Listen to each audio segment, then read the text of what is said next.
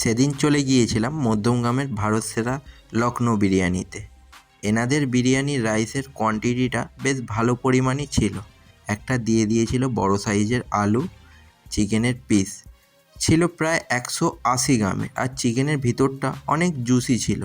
তারপরে আর কি নিয়ে নিলাম একটু আলু আর একটু চিকেন, যেটা নিয়েই মুখের চালান করে দিলাম। পার্সোনালি আমার বিরিয়ানিটা খুব ভালোই লেগেছিল।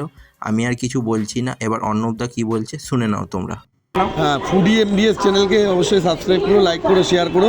এরা খুব ভালো ছেলে ভাই। তোমার নামটা কি? আমার নাম সায়ন ব্যানার্জি। সায়ন ব্যানার্জি খুব ভালো ছেলে।